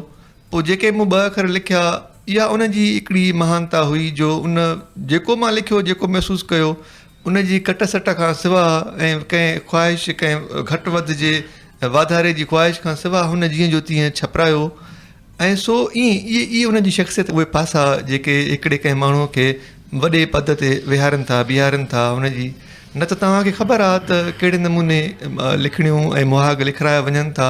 सो मतिलबु हिकिड़ो असुल ॻाल्हि इहा ई आहे। मां इन पासे ॾे पंहिंजो सुवालु जेको आहे सो ॻाल्हि जी सूरत में तव्हांजे साम्हूं रखियो ऐं तव्हां हुनजो इज़हार कयो। मां इन ई ॻाल्हि ॾे वञा पियो त सईद जी जेका पंहिंजी हिकिड़ी शाइराणी जेका पद हुयो, जेका सतह हुई, उन ई हवाले सां हुनजी कॾहिं बि अहिड़ी ख़्वाहिश न रही त हू कंहिं वॾनि नालनि खां हू को पंहिंजे शाइरी जे किताबनि जा मुहाग लिखाए ऐं किन वॾनि नालनि खां पंहिंजा जेके आहिनि तारुफ़ लिखाए, किन खां तासुर लिखाए। वेझा जेके दोस्त हुया, जेके उनखे सम्झण वारा माण्हू हुया, उन सभिनी उन्हनि माण्हुनि खां उनजे समूरनि 9 किताबनि जा हुनजा जेके लिखियल आहिनि, उहे सभु उन्हनि ई माण्हुनि जा लिखियल आहिनि। बिल्कुलु। हू छा आहे त हिकिड़ा जीअं तव्हांजी जेकॾहिं ॻाल्हि था कयूं त खां सीनियर टहीअ में रहियो, सीनियर रहियो। बिल्कुलु बिल्कुलु। असां त उन वक़्त में उहे शयूं असांजे लाइ ख्वाब हुयूं, जिथे सईद उन वक़्त में बीठो हुयो, मौजूदु हुयो, त इन्हनि ताईं पहुचणु, इन्हनि मंज़िलनि ताईं एतिरो नालो कमाइणु। सो उन बावजूदि बि हुन इहो कुझु न ॾिसनि, सिर्फ़ु हिकिड़ो अदब ऐं जेको आहे सो आर्ट या शाइरी सां हिकिड़ी कमिटमेंट जेका हुन महसूसु कई, या जेको लिखण में थोरो उनखे का शइ नज़र आई असांजे लिखण में, वरी वेझड़ायूं, वरी मुहबतूं, उन्हनि खे उन मान ॾींदे इहो जेको आहे सो लिखण जो मां जो हिकिड़ो एज़ाज़ बख़्शो। सो वरी इन हवाले सां कुझु लाॻापियल ॻाल्हियूं त सईद मेमून जी जेका शाइरी आहे, उन शाइरी में ज़ाहिर आहे त ग़ज़ल त सिंधी शाइरी में घणे वक़्त खां पियो लिखिजे थो, पियो लिखबो रहबो, पर सईद मेमण ग़ज़ल खे छा ॾिनो नवनि किताबनि जी सूरत में? जेके नव किताब हुन जा आया, उहा कहिड़ी शइ आहे जेका सईद मेमण खे अलॻि करे बीहारे थी? तव्हां ग़ज़ल जा शाइर आहियो त उन हवाले सां मुंहिंजो इहो ई सुवाल हुयो अॻियों बि जी त ग़ज़ल जे हवाले सां, पर ॻाल्हि पे कईसीं मुहाग जे हवाले सां। मुहाग जेके लिखिया विया उन्हनि मुहागनि में हिकिड़ो मुहाग तव्हां बि उन्हनि जे किताब जो लिखियो, ईअं तासुर किताबनि में ख्वाब चारा में मां बि हिकिड़ो तासुर लिखियो, ऐं उन खां अलावा हिकिड़े किताब ते बैक पेज लिखियो जेको तारुफ़ी तासुर, इहे जेके असां पाण में दोस्त रहिया आहियूं। उन खां पोइ वरी शेख साहिबु कदीर शेख साहिबु वरी हाणे ताज़ो जेको किताबु आयो अज़ल जो अॾाणो, उनजो तवील ग़ज़ल, उनजो मां लिखियो। ऐं उन खां पोइ वरी अली ज़ाहिद उनजे किताबु आऊं लहर समुंड जी जेको सॼो जो सॼो दोहन जो किताबु आहे, अली ज़ाहिद उनजो तमामु घणो तफ़सीली जेको आहे दोहन जे हवाले सां उनजो माग लिखियो। बिल्कुलु, त इहे हिकिड़ियूं फीलिंग्स ठहनि थियूं उन्हनि माण्हुनि वटि जेके लिखनि था। सही ॻाल्हि आहे। हाणे तव्हां असांजो जेको बि हल्को रहियो शुरू खां वठी, कदीर शेख, मुख़्तियार जागीराणी, यामीन बलोच, जेके बि असां रहियासीं पाण में उथण वेहण वारा, जिन जो अदबी शुगुफ़ कंहिं न कंहिं हवाले सां कुझु न कुझु हिकिड़ी कमेंट मौजूदु रही, उन्हनि सभिनी खे मुख़्तलिफ़ मौक़नि ते हुन इहो मान ॾिनो, उन शरफ़ ॾिनो त असां हुन ते लिखूं ऐं उहे लिखणियूं हुन जे किताबनि जो हिसो थियूं। सो रहंदड़ तारीख़ ताईं असांखे पाण सां गॾु हुन रखियो ऐं असां हलंदासीं। असां वटि जावेद ॾिसंदासीं कदीर साईं, ॾिसंदासीं त असांजो हीउ जेको माहौल आहे हिन वक़्तु उन में घणे क़दुरु ईअं ॾिठो थो वञे त जेके माण्हू लिखनि था ऐं उन्हनि जा किताब अचनि था त उहे चाहिनि था त को वॾो नालो हुजे, जंहिं नाले जी एंट्री असांजे किताब में हुजे, उनजो नालो असां सां ॻंढियल हुजे, त जीअं असांजे किताब खे अहमियत मिले। पर वटि इन शइ जो बिल्कुलु ई को वैल्यू न हो त को वॾो नालो हुजे जी। हुन इहो बि चाहियो त मूंखे सुञाणंदड़ माण्हू जेके आहिनि, जेके मूंखे मुंहिंजे दिलि जे तह ताईं सुञाणनि था, उहे माण्हू हुजनि ऐं उन्हनि माण्हुनि जा नाला हुजनि, छो त हुनखे फर्म हुयो, पूरी पक हुई पंहिंजी ॻाल्हि ते, पंहिंजी शाइरीअ ते। मां तव्हांजी ॻाल्हि खे थोरो हिन अंदाज़ सां वधायां त थींदो बि ईअं आहे त बैन अल-अक़वामी अदब जी तारीख़ खे तव्हां रोक टोक खे उनखे खोले ॾिसो त दुनिया जे वॾनि अदीबनि जा जेके क्रिटिक्स आहिनि, जेके उन्हनि जा नक़ाद आहिनि, उन्हनि घणे क़दुरु उन्हनि जी जॾहिं बायोग्राफीज़ लिखियूं आहिनि त उन्हनि में असांखे चिटे अंदाज़ सां इहा महसूस थी थिए त जेके जेके अदीब आहिनि उन्हनि जी लाइफ खे उन्हनि माण्हुनि लिखियो आहे जेके उन्हनि सां वेझा रहिया आहिनि। सही, ठीकु आहे। हाणे इन मां इहा बि असांखे महसूसात थींदी आहे त अदबी डेवलपमेंट, उनजे ख़्याल जी उॾाम, उनजे तख़यल जी उॾाम कीअं थी आहे, कहिड़नि हालतुनि में रही थी आहे, कहिड़नि ॾुखियाईनि मुश्किलातुनि में रही थी आहे, या कहिड़ियूं मुसरतूं हुननि माणियूं आहिनि। छा आहे त जेको माण्हू वेझो आहे कंहिं राइटर जो, उन जॾहिं को ॿियो राइटर ई गॾिजी ज़िंदगी गुज़ारे थो त उन्हनि मां उन्हनि जे समूरी ज़िंदगी जे हालात मुतलिक़ असांखे बहितर ॼाण मिले थी। ऐं असां जेकॾहिं ॾिसूं फ्लाबियर आहे या उन खां ॾिसूं जेके बि दुनिया जा अदीब आहिनि, उन्हनि जा जेके नक़ाद आहिनि, उन्हनि इहो महसूसु असांखे करायो आहे त डेवलपमेंट, उन्हनि जे तख़युल जी डेवलपमेंट, उन्हनि जे सिन्फ़ुनि जी डेवलपमेंट, उन्हनि जे निजी ज़िंदगीअ जो जोहर बणियूं आहिनि।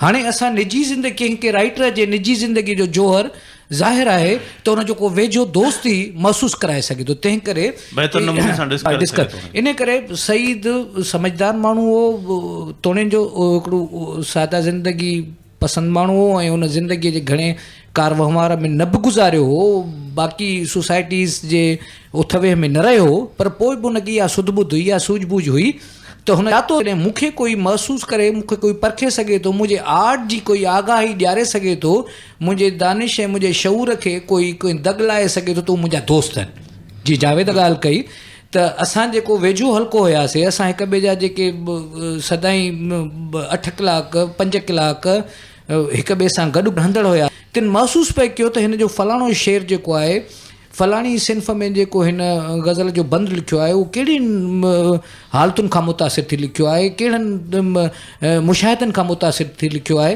त इहा ॻाल्हि असांजे जावेद जी दुरुस्त आहे त हुन जेको इहा सूरत तयारु कई असांजे सईद मेमण, त मां पंहिंजे समूरनि किताबनि में जेतिरी हयाती हुनजी रही, जेतिरो असां सां रहियो, जेतिरी हुनजी कॉमन सेंस हुई, जेतिरो हुनजो शऊर हुयो, उन इहो बहितर हिकिड़ो ॾांहुं अख़्तियार कयो त मां कंहिं शनाख़्त या वॾे कंहिं टेग खे खणी सीने ते न घुमां, बल्कि पंहिंजनि वेझनि मुंहिंजी ज़िंदगी गुज़री आहे, जिन मुंहिंजी ज़िंदगी परखी आहे, उन्हनि खां मां पंहिंजे मुतलिक़ लिखायां।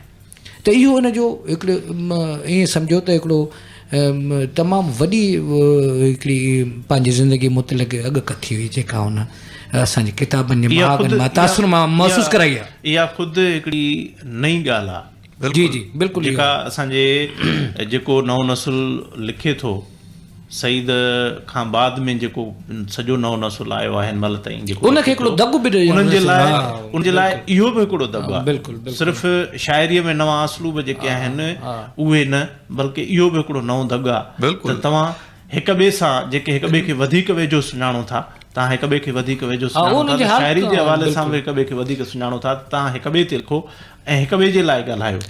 इन रीति हुन असां जेके नवां लिखंदड़ हुआसीं कंहिं वक़्त में, उन्हनि खे हिकिड़ो एतमाद बि ॾिनो।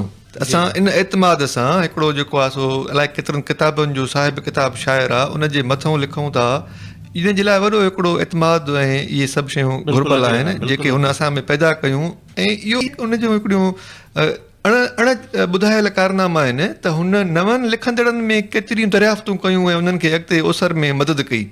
हिकिड़ो ॿियो अर्ज़ु जीअं इहा तव्हां ॻाल्हि कई त इहा बताते ख़ुदि हिकिड़ी नवाण हुई ऐं मुनफ़रिद हुजणु हुयो जेको हुन इहो अंदाज़ु नसुरी लिखणनि जे हवाले पंहिंजे किताबनि में शामिलु कयो। साॻे वक़्त में तव्हां असांखे ख़बर आहे त हर लिखंदड़ किथे न किथे पंहिंजो पाण खे तारीख़ में नवाण जे हवाले सां कुझु मुनफ़रिद हवाले सां कोशिशि कंदो आहे या चाहींदो आहे त कंहिं ज़िक्र में कंहिं तारीख़ में मुंहिंजा कुझु अहिड़ियूं शयूं हुजनि जेके ॿियनि खां अलॻि थलॻि हुजनि। इन हवाले सां बि हिन जेके तजुर्बा कया असांजे प्यारे दोस्त सईद मेमून, उहे भरपूर तजुर्बा कया। जीअं तव्हां असां हिनमहिल ज़िक्र कयोसीं उनजी दोहनि जे किताब जो, त जेको आऊं लहर समुंड जी, हुनजो दोहनि जो किताबु आहे। दोहा सिंधी अदब जी हिकिड़ी विसारियल सिन्फ़ आहिनि। उन विसारियल सिन्फ़ ते सॼे जो किताबु शामिलु करणु ऐं भरपूर नवाण ऐं अॼोके दौर जे तक़ाज़ाउनि जे मुताबिक़ उन में मौज़ू ऐं उहे किसा ऐं उनमें भरपूर फ़न आर्ट, सो इहे उन जा हिकिड़ा निराला कारनामा। या वरी जेको आहे पंज कड़नि जी सिन्फ़ जीअं तव्हां ॻाल्हायो, जेका त असांजी सिंधी शाइरी में तक़रीबन ॼण त मतरूक हुई, मतरूक सिन्फ़ हुई, उनखे खणी अचणु ऐं अहिड़े भरपूर फ़न ऐं फ़िक्र जे अंदाज़ में खणी अचणु जो नओं नसुल वरी राग़िब थी वञे। अच्छा, उनखे सिंधी शाइरीअ में न सिर्फ़ु हुन वरी ॿीहर मुतारिफ़ करायो, बल्कि उन जा जेके वज़न बहर आहे उन्हनि में बि हुन नओं तजुर्बो करे उनखे उरूज़ में आंदो। बिल्कुलु। त इहे सभु हिकिड़े वॾे फ़नकार जा मुख़्तलिफ़ पासा आहिनि जिन खे असांखे मुख़्तलिफ़ टाइमनि ते हली डिस्कवर करिणो आहे। अच्छा, वरी साॻे वक़्त ते जेको हुन जो नज़म आहे जीअं तव्हां ॻाल्हायो असां उन में, त जीवन छा आहे ऐं फ़न छा आहे। बेसिकली इहो उहो क्वेश्चन आहे जेको हर तख़लीकार सां लागू थिए थो त जीवन उन जी नज़र में छा आहे ऐं फ़न उन जी नज़र में छा आहे। सो हो पंहिंजो सॼे जो सॼो जेको हिकिड़ो आइन आहे, हिकिड़ो शाइरी जो आइन आहे, हिकिड़ो कॉन्स्टिट्यूशन आहे, त फ़न जो उन में मक़ाम छा आहे, तयन कहिड़ो आहे ऐं फ़िक्र छा आहे ऐं जीवन छा आहे। इहो हिकिड़ो अज़ली मौज़ू आहे ऐं काइनात ताईं हलंदो रहंदो। इन मौज़ूअ ते हुन भरपूर नमूने हिकिड़ो अलॻि थलॻि हिकिड़ो तवील नज़म सिंधी अदब खे ॾिनो। उहे उन जेके उनखे ॿियनि सॼी कतारुनि खां मुनफ़रिद करे अलॻि करे हिकिड़ो मक़ाम ऐं हिकिड़ो शनाख़्त ॾियनि थियूं। इन नज़्म जे हवाले सां मां इहा ॻाल्हि कयां त हिकिड़ो दफ़ो मां अॻु में बि किथे कंहिं तक़रीब में ॻाल्हि करे चुको आहियां। आज़ल जो अॾाणो किताबु जेको आहे उनजी महूरती तक़रीब हुई, तव्हां बि शायदि उन ई किताब जे तक़रीब में हुयो ऐं कदीर साहिब बि हुयो उन ई किताब जी तक़रीब में। त उन में जॾहिं मूंखे ॻाल्हाइण जो मौक़ो मिलियो त मां उते हिकिड़ी ॻाल्हि रखी त जेकॾहिं असां सईद जी ज़िंदगी ॾिसूं था ऐं उन जी ज़िंदगी खे परखण जी कोशिशि कयूं था या उन जो लाइफ रिस्क ॾिसण जी कोशिशि कयूं था, त तव्हां थोरो गहराईअ में वञी जीवन छा आहे ऐं फ़न छा आहे उन सॼे नज़्म खे, तवील नज़्म खे तव्हां जेकॾहिं पढ़ंदव त इहा ॼण हुन जी ऑटोबायोग्राफी आहे। बिल्कुलु जेको हुन लिखियो आहे, बिल्कुलु माना हुन जीवन ऐं फ़न खे डिस्क्राइब कीअं कयो आहे, बिल्कुलु उहो सॼो उन जे नज़्म जे अंदरि आहे। सही ॻाल्हि आहे। इहे हिकिड़े शाइर खे, हिकिड़े फ़नकार खे मुनफ़रिद करे बीहारनि थियूं समूरे हिन असांजे मेड़ाकनि में, हिन रश में अलॻि करे बीहारनि थियूं त हुन जो कैलेबर छा आहे। साॻी ॻाल्हि दुरुस्त कई आहे ॻाल्हि जे विच में, त हू पंहिंजे फ़न लाइ हिकिड़ो ज़िम्मेवार फ़र्द बि हुयो, यानी हू हिकिड़ो संजीदा नुक़्ते नज़र जो माण्हू हो। हुन वटि जेकी फ़न जी बीह कई उहा हयातीअ जे मुतबादिल हुई। यानी हू महसूसु कंदो रहंदो हो त शाइरी या अदीब जो मनसब छा आहे। मूंखे यादि थो अचे त हुन इन सॼे सिलसिले में या पंहिंजी ज़िंदगीअ जे सफ़र मां सां डिस्कस कंदे हिकिड़े दफ़े ॿुधायो त मां कीअं पंहिंजे शाइरी जो मनसब सम्झां थो। मूंखे ज़िक्र यादि थो पवे त हुन चयो त मुंहिंजो शाइराणो मनसब इहो आहे त मां पंहिंजी शाइरीअ में मारूज़ी सदाकतूं बयानु नथो करियां, बल्कि मौज़ूई सदाकतूं तख़लीक़ थो करियां, छो त सचाई मुंहिंजे तख़लीक़ जो क़ाबू आहे, जंहिं ज़रिए शेर लिखण वक़्तु मां सदाकतुनि खे वजदान थो अर्पियां।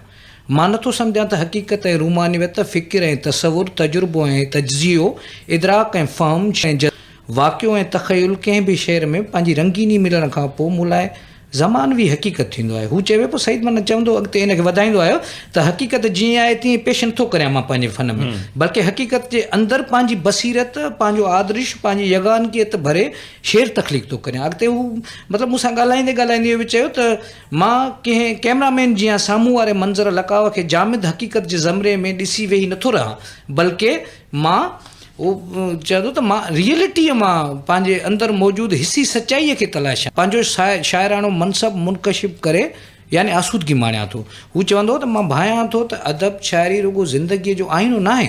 सईद खां जॾहिं मां पुछियो त इहो तव्हां कीअं था ॻाल्हि कयो, चईं त मां ज़िंदगीअ में मौज़ूई हरारत पैदा करण सां गॾु पंहिंजी आर्ट खे माना तहज़ीबी तरक़ीअ में हिसेदार बणाइण थो घुरां। यानी हुनजो ज़ोर इहो हो त मां पंहिंजे माना आर्ट खे पंहिंजे सक़ाफ़त तहज़ीब में हिसेदार करण लाइ मां सॼो शाइराणो मनसब अदा थो कयां।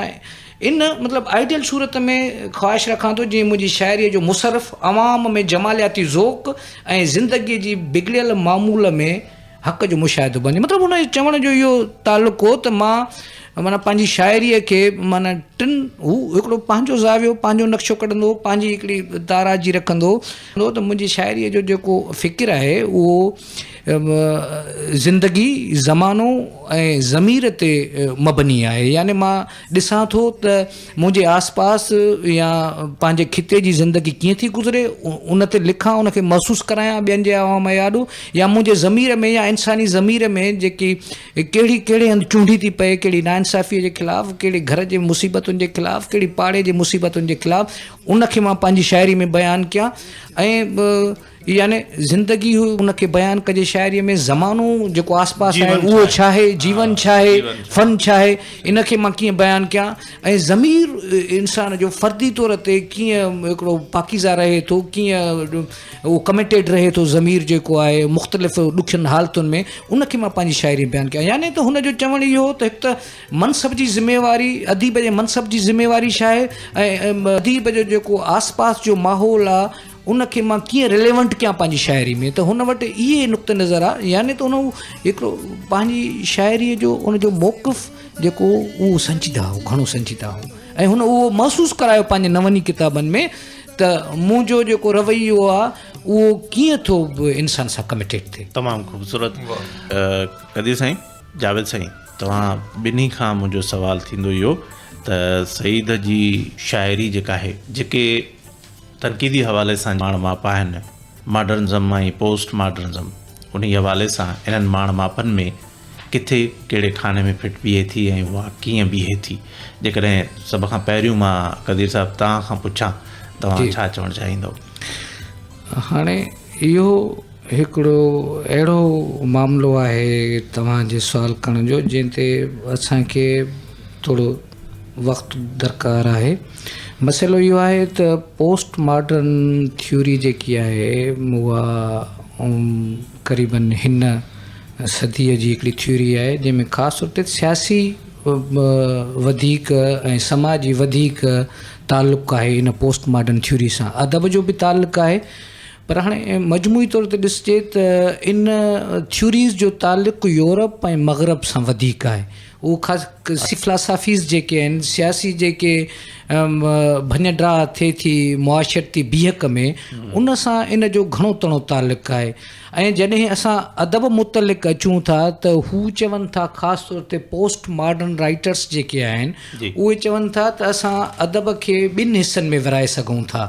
हाणे इन में जेकॾहिं असां सईद मेमणी जी शाइरीअ खां अॻु में जेकॾहिं पाण असां हिन ते ॻाल्हायूं त हू चवनि था त अदब ॿिनि हिसनि ते मबनी आहे। हिकिड़ो आहे सिंथेटिक यानी तरकीबी, ऐं ॿियो आहे एनालाइटिक यानी तजुर्बाती। हाणे हू जेकी पोस्ट मॉडर्न लिटरेचर जो भाङो आहे उहो जॾहिं असांजे आॾो थो अचे त मजमूई तौर ते असांखे महसूसु थो थिए त सिंधी शाइरी, सिंधी अदब पोस्ट मॉडर्न लाॻापे में नथो अचे, समूरो अदब तक़रीबन छो त हाणे मां तव्हां सां थोरो अर्ज़ु कयां, उहो इहो आहे त हू जॾहिं चवनि था हू इनकार था कनि। हू मजमूई तौर ते पोस्ट मॉडर्न के राइटर्स आहिनि, उहे रॉब गिरे आहे या हिकु ॿियो आहे, उन्हनि जा असांखे पोस्ट मॉडर्न लिटरेचर में कुझु तसनीफ़ात मिलनि थियूं। बाक़ी हाणे हू तव्हांखे मजमूई तौर ते मां इन ॻाल्हि ते आणण थो घुरां त हू यानी कंहिं बि जबुर खे, उन जे तालुक़ खे नथा मञनि। मिसलन हाणे हू था चवनि त जेकॾहिं कहाणीअ जो घाड़ेटो तय थियल आहे त उन जो मुंड आहे, उन जो विच आहे, उन जो आख़िर आहे, महसूसु था कराइनि त इहा जेकी तरकीब आहे सिंथेटिक आहे, यानी गज़ल आहे, गज़ल में हीउ पहिरियों बंदि आहे, हीउ आख़िरी बंदि आहे, यानी उनजी तरकीब आहे, हा इहे तरकीब आहे, ईअं नज़म जी तरकीब आहे, ईअं नावल जी तरकीब आहे। जेका बि तरकीब आहे, जेकी बि सिंथेटिक आहे, उन खां हू इनकार था कनि। पोस्ट मॉडर्न लिटरेचर इनकार थो करे कंहिं बि अॻु में ठहियल घाड़ेटे खां। उहो नावल जो घाड़ेटो हुजे, शाइरीअ जो घाड़ेटो हुजे, कहाणीअ जो घाड़ेटो हुजे, या कंहिं बि शइ जो घाड़ेटो हुजे, उन खां इनकार था कनि। माबादुल जदीदियत पोस्ट मॉडर्निज़म जेको आहे उहो माना जेके घाड़ेटा या कानून या कानून तरकीबूं जेके मुक़ररु थियल आहिनि उन्हनि खां इनकारी पोइ चवनि था त हाणे तव्हांखे जेकॾहिं लिटरेचर में माबाद जदीदियत जे लिटरेचर में अचिणो आहे त तव्हांखे अच्छा उन्हनि घाड़ेटनि जे अंदरि रही करे जेकॾहिं का शइ लिखी थी वञे त आसपास थी सघे थी, उनखे उनजे वेझो सॾिजे या उनखे मॉडर्निज़म में सिर्फ़ु शुमार कंदा था। हा बिल्कुलु, उनखे तव्हां वेझो सम्झी सघो था, उनखे तव्हां मॉडर्न अहसास जी नुमाइंदगी करे महसूसु कराए सघो था। बल्कि हू चवनि था त इहो लिटरेचर जॾहिं असां दावा था कयूं, सईद वरी दावा बि न कई आहे कॾहिं बि। सईद जी मजमूई शाइरीअ में इहा दावा उन जे लिखणियुनि में या पंहिंजे तरफ़ां पंहिंजे किताबनि जे लिखणियुनि में कॾहिं बि सईद इहा दावा न कई आहे त मां पोस्ट मॉडर्न लिटरेचर में रही करे हीउ पंहिंजो शेर, हीउ पंहिंजो गज़ल, हीउ पंहिंजो चोसटो, हीउ पंहिंजो तराइल, हीउ पंहिंजो कंहिं बि सिंफ़ में हुन कॾहिं पंहिंजे तरफ़ां लिखियल कंहिं चयो। हाणे त नक़ादनि जो बि कमु आहे, सिंध जे अदीबनि जो बि कमु आहे त हू उनखे डिस्कवर कनि, उनखे महसूसु कराइनि त हू मॉडर्निटीअ जे केतिरे क़रीब आहे। हुनजी शाइरी मॉडर्निटीअ में त अचे थी, बाक़ी पोस्ट मॉडर्निटी जेकी आहे उहो हिकिड़ो गुंजलक क़िस्म जो, अहिड़ो गिंजरियल क़िस्म जा धागा आहिनि जे हवाले सां। हाणे हू था चवनि त तव्हां एनालाइटिक थियो, यानी तजुर्बाती बुनियाद ते जेको तव्हां पंहिंजूं सिन्फ़ूं आणींदव, जेके मञियल मुक़ररु थियल कानूननि खां मबरा हुजनि, उहा पोस्ट मॉडर्न लिटरेचर जे ज़मरे में जेके कामयाब बि वञनि, जेके मां तव्हांखे रॉब ग्रे जो मिसाल पर हिकिड़ो ब्रेक वठंदासीं ऐं उन खां बाद में जावेद तव्हां इन जे बारे में छा चओ था? साईं अर्ज़ु इहो आहे त दुनिया जाॾे वञे पई ऐं अदब जी दुनिया जाॾे वञे पई, इहे सभई शयूं पंहिंजो पाण में पंहिंजे जौहर में हिकु बुनियादी शइ ज़रूरु शामिलु रखंदियूं आहिनि, ऐं उहा बुनियादी शइ आहे तजुर्बो, माना नओं तजुर्बो। हमेशह खां वठी अदब में नवां तजुर्बा थींदा आहिनि। पोइ हीअ असां जंहिंखे पोस्ट मॉडर्निज़म चऊं था, उन जी घणी हद ताईं सॼी बीह कई नए तजुर्बे ते रखियल आहे त तव्हां नवे खां नवां तजुर्बा कयो ऐं अहिड़ा तजुर्बा कयो जेके पज़ीराई हासिलु करे सघनि। पर अर्ज़ु इहो आहे त हिक ई वक़्त में असां जंहिं धरतीअ जे ॻोल्हे ते रहूं था, उन धरती जे ॻोल्हे ते मौजूदु सभिनी मुल्क मसइला, मामला, किसा, कहाणियूं मुख़्तलिफ़ आहिनि। कंहिं हंधि आर्ट या फ़न सिर्फ़ु हिकिड़ो लुत्फ़ ऐं हिकिड़ो जेको आहे सो लज़त वठण जो हिकिड़ो मोर्चो आहे, हिकिड़ो कमु आहे। कंहिं हंधि आर्ट या फ़न पंहिंजे समाज में तग़युर ॾांहुं आमादा कंदड़ हिकिड़ो मुहरिक आहे, हिकिड़ो हथियार आहे।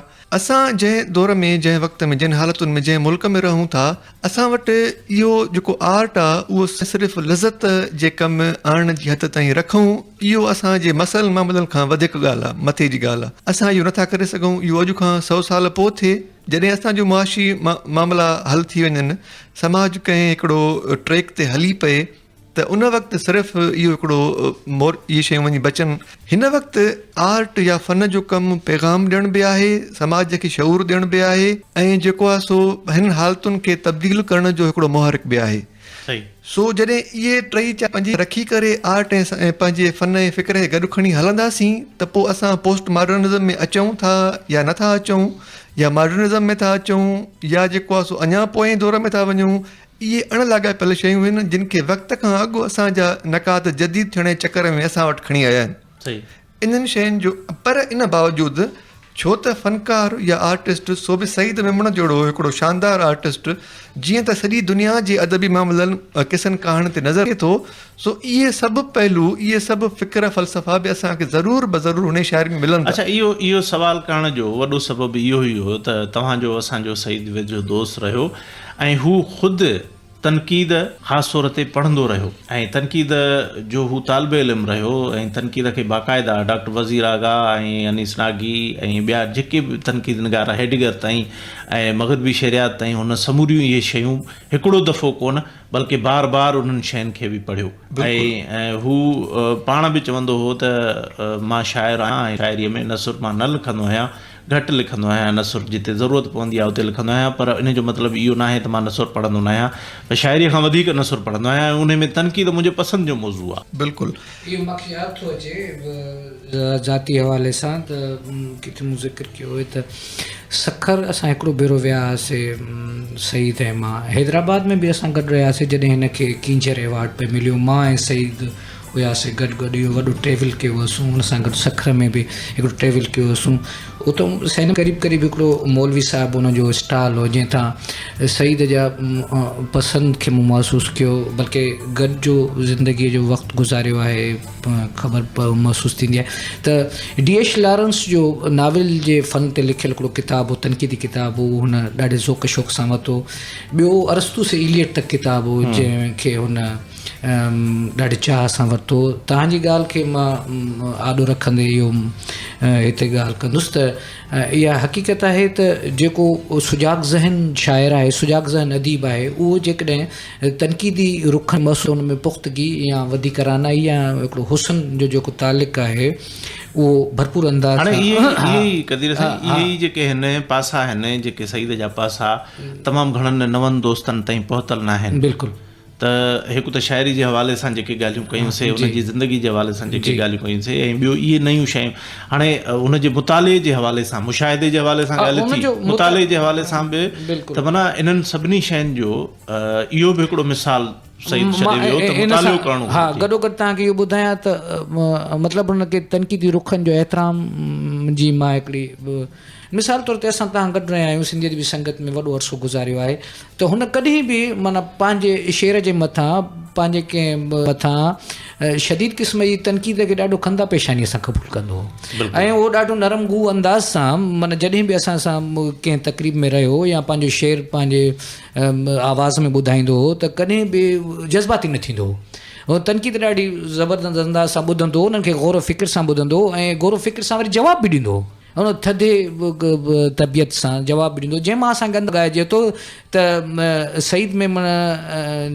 जी खे इहा तनक़ीदी सुधबुध हुई, हुनखे सूझबूझ हुई, जंहिंजे बुनियाद ते हू माना हक़ीक़ी हवाले सां जॾहिं असां सां गॾु वेहंदो त हू कॾहिं बि तुर्श न थियो, कॾहिं बि अहिड़ो इज़हार न कयो जंहिंमें हू को तनक़ीद खे को बुरो सम्झंदो हुजे। हू चवंदो हो त इहो हिकिड़ो स्कूल ऑफ थाट्स आहिनि जेके मुंहिंजी शाइरीअ खे वधीक निमाया कंदा, मुंहिंजी शाइरीअ में रसचस पैदा कंदा। त असांखे पंहिंजे तजुर्बे मां या सईद सां गुज़ारियल ज़िंदगीअ मां बि इहो महसूसु थींदो आहे त हू तनक़ीदी ज़हन रखंदड़ हिकिड़ो शाइर हो, जंहिंजे तालुक़ सां हू असांजे शाइरीअ में हिकिड़ो सिंध जी शाइरीअ में नाम आहे। बिल्कुलु। वक़्तु पोइ ते बाक़ी थोरो बचे थो उन हवाले सां मां वरी सईद जी ज़ाती ज़िंदगी जेका आहे उन जी ज़ाती ज़िंदगी जे हवाले सां ॻाल्हि कंदुसि सईद जी शाइरी जे हवाले सां बि ॻाल्हि कईसीं मुख़्तलिफ़ पासा जेके आहिनि उन ते ॻाल्हायोसीं 5 मिंटनि जो हिकिड़ो वक़्तु बचे थो 5 मिंटनि 2 मिंटनि जो वक़्त में ज़ाती ज़िंदगीअ में हिकिड़े शाइर ऐं हिकिड़े लिखण वारे खे अदीब खे केतिरो ज़िम्मेवार हुजणु घुरिजे पंहिंजी निजी ज़िंदगीअ ॾे छा चवणु चाहींदो तव्हां ॿई दोस्त मुख़्तसरन जेसि ताईं मां ऐं सईद उन कसोटी ते केतिरो पूरो हा बिल्कुलु मां जेसि ताईं महसूसु कयां थो त बेहद हिकिड़ो शरीफ़ तरीन माण्हू हो सईद मेमण ऐं हुन ज़िम्मेवारीअ सां पंहिंजे ख़ानदान जूं ज़रूरतुनि खे ॾिसंदे उन्हनि जे पूराए जे लाइ हुन घणो रोज़गार जे असांखे तकलीफ़ूं थियूं ऐं हू किरदार जे हवाले सां बि ॾाढो पाकीज़ा माण्हू हो हुन सां गॾु इंसानु आहे उन में कमी कोताहियूं थियनि थियूं हाणे जेको माण्हू कमिटेड रहे थो पूरे अवाम ॾांहुं उनखे ज़ाहिर आहे त पंहिंजी ज़िंदगी बहितर अंदाज़ सां गुज़ारणु घुरिजे संजीदगीअ सां घुरिजे ज़िम्मेवारी अंदाज़ सां गुज़ारणु घुरिजे जेकॾहिं उन जो किरदारु बहितर न आहे त उनजी शाइरीअ जा उहे रुख अञा न थी सघंदा उहा जेकी त उन में मां महसूसु ईअं कंदो आहियां त सईद जी लाइफ ज़िम्मेवाराना हुई जंहिंजो इज़हार संदसि औलाद आहे जेके इंतिहाई शरीफ़ आहिनि ऐं उन जूं नियाणियूं उन जा पुट उन जो बाक़ी ख़ानदान छा आहे त इंसान जो किरदार जो तयन उन जे नतीजे मां महसूसु करे सघिबो आहे सो इन करे मां महसूसु थो त हाणे सईद त हाणे असांजो प्यारु कंदड़ ऐं असांजे वेझो रहंदड़ तख़लीक़कार हो पर हर जेको बि अदीब आहे उनखे जेसि ताईं उनजो किरदार जो तयन पॉज़िटिव न हूंदो त उनजी तख़लीक़ात में बि काफ़ी रुखना पैदा थी तव्हां छा चवणु चाहींदो जावेद बिल्कुलु साईं मुंहिंजो अर्ज़ु इहो आहे त सईद मेमण पंहिंजी शाइरी या पंहिंजे फ़न या पंहिंजी आर्ट लाइ जेको पंहिंजे अंदर में जुनून जेतिरी पंहिंजे अंदर में शिदत रखंदो हो इन शिदत ऐं इन जुनून खां पोइ पंहिंजूं घर जूं ज़िम्मेवारियूं संभालणु इहो उनजो वॾो कारनामो मतिलबु साॻे वक़्त में हुनजे अंदर में आर्ट जे लाइ फ़न जे लाइ हिकिड़ी हर वक़्तु आतिश फिशा नमूने का शइ ॿरंदी हुजे ऐं उनजे लाइ मतिलबु हर वक़्तु ओॾे माइल रहंदो हुजे नयूं ॻाल्हियूं नयूं शाइरियूं साॻे वक़्त में घर जा मसइला मामला ॻोठनि हुनजो जे जिते रहंदो जहिड़ो माहौल ॻोठ पोइते पयल असांजा इलाइक़ा उतां जूं जेके रीतूं रस्मूं उन विच में रही बहितरीनु तरबियत करणु पंहिंजी औलाद जी उन्हनि खे ज़िंदगी में कंहिं शइ जे लाइ कमी महसूसु न थियणु न ॾियणु ऐं महिनतूं करणु मज़ूरियूं करणु तकलीफ़ूं सहणु ताना सहणु मिटनि जा माइटनि जा मसइला पंहिंजी ज़िंदगीअ में हुन पंहिंजी ज़िंदगीअ जो चङो ख़ासो हिसो जेको आहे रिक्शा हलायो भाई मां हिन विच ते हिकिड़ी ॻाल्हि कयां हाणे सॼी सिंध में जेके बि अदीब आहिनि उहे सईद मेमण सां प्यारु था कनि हाणे प्यारु तॾहिं करे सघिजे थो जॾहिं उनजो किरदारु उनजो अमल उनजो फ़न सचो हूंदो न त मां इहो ॼाणे हेॾा सारा माण्हू सिंध जा अदीब सिंध जा तख़लीक़कार सईद सां प्यारु था कनि उनजो मतिलबु आहे त सईद बहितर ज़िंदगी बेदाग शख़्सियत जो मालिक हो ऐं मां जेकॾहिं ज़ाती हिकिड़े दोस्त हुजण जे नाते इन ई ॻाल्हि ते ॻाल्हाईंदुसि त हिकिड़े मुकमिल इंसान हुजण जे लाइ जेकॾहिं तव्हांजो फ़न सां बि वास्तो आहे अवल ॻाल्हि इहा ज़रूरी हूंदी आहे त तव्हां पंहिंजो पाण खे मुकमिल कयो पंहिंजूं ज़िम्मेवारियूं जेके आहिनि उहे मुकमिल तौर ते निभायो तव्हां कदीर साहिबु जावेद साहिबु तव्हांजा लख थोरा तव्हां असांजे हिन प्रोग्राम में आया ऐं सईद मेमण जे हवाले सां ॻाल्हि ॿोल जेका थी सईद खे सारियोसीं सईद तव्हां ऐं असांजो हिकिड़ो मोहसिन ऐं प्यारो दोस्त रहियोसीं जो ख़ूबसूरत तख़लीक़कार रहियो सामिन इन ते असांजे अॼोके प्रोग्राम जो वक़्तु पंहिंजी पुॼाणी ते पहुचे थो क़ासिम केरों खां इजाज़त चाहींदो पर सईद जे हिन लफ़्ज़नि सां त असां जेके माज़ीअ में गॾिजी हलियासीं उहे में कया हूं हवाउनि में केॾांहुं विखरी विया हूं वरी पाण किथे न गॾिजी सघियासीं असां जेके माज़ीअ मां गॾिजी हलियासीं इजाज़त ॾींदा अल्लाह भाई जो हो बस में छॾे हलिया प्यासे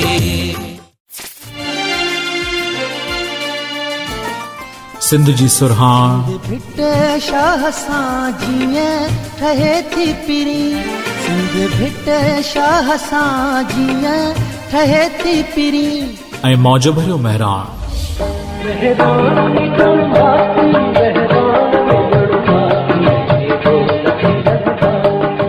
तव्हां ॿुधी रहिया आहियो हॉट FM रेडियो नेटवर्क खयूं तो जो मिठा तिखा ताब करे ऐं ही आहे हॉट FM 105 लाड़काणो।